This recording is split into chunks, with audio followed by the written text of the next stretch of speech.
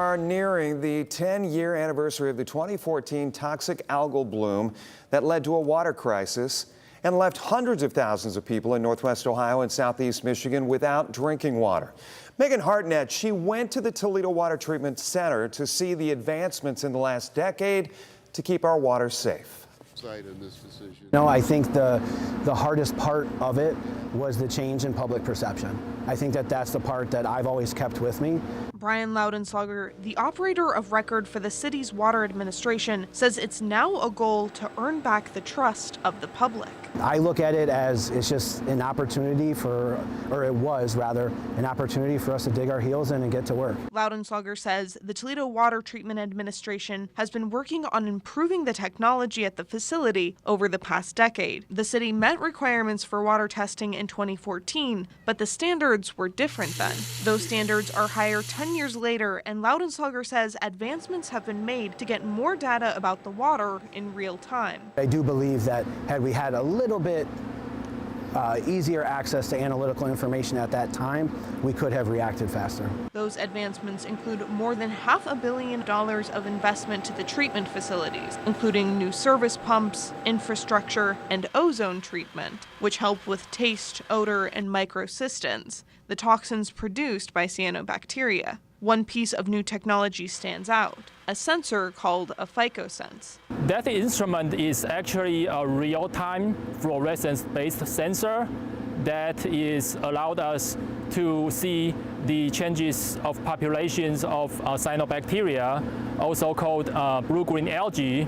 The sensor is able to track a potential outbreak of cyanobacteria toxins and runs a test every 15 minutes. University of Toledo Lake Erie Center researchers work with the city to see how this technology can provide real-time data to allow for a quicker response to an outbreak. Loudenslager says advancements and access to technology like the phycosense would have happened at the water treatment plant regardless, but the 2014 algal bloom outbreak sped up the process. I think when you look at all of that and you zoom out, we have drastically improved our capabilities at our facility, and if I'm to be honest, I think we've returned our facility to a state-of-the-art facility.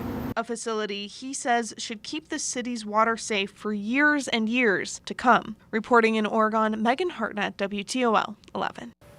Right now, we want to get a look at Lake Erie and what sort of algal blooms we can expect for this summer. We're going to bring in Chief Meteorologist Chris Vickers. Chris, what is this week going to look like for us? Well, this is really the week where we've actually started now to detect some of these blooms that have actually been visible now on Lake Erie. It typically takes till early to mid-July for those start to materialize, so to speak. So early July algal blooms have now been detected, and those cyanobacteria blooms have been near Maumee Bay up to about Stony Point, Michigan. The toxins at this point, though, are below recreational limits, so they are not immediately posing any health risk. So keep that in mind. But if you are out towards Maumee Bay State Park, do be advised, though, that those conditions can be changing. We can actually visibly see this now from outer space. Out towards Sandusky Bay, there are some higher concentrations, which is typically expected. And also into western Lake Erie, from about Maumee Bay State Park up to about Stony Point, Michigan, we have detected from outer space with high-resolution satellite imagery some of those detected blooms.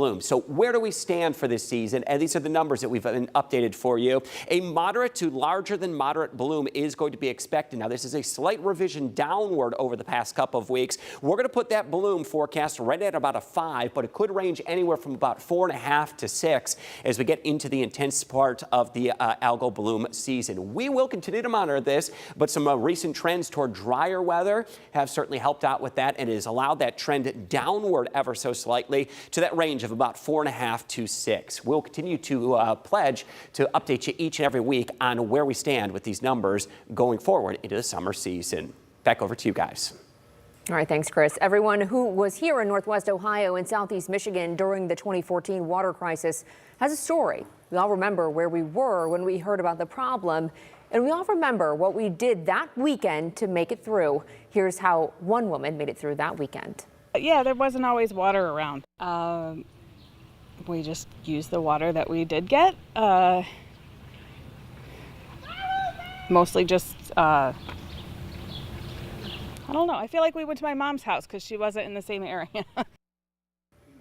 Our team here at WTOL 11 is committed to protecting our water, and we want to hear from you. Send us a video of you sharing your memories during the water crisis 10 years ago. You can text it now to the number on your screen. That's 419-248-1100. Make sure to include the word water to get a direct link.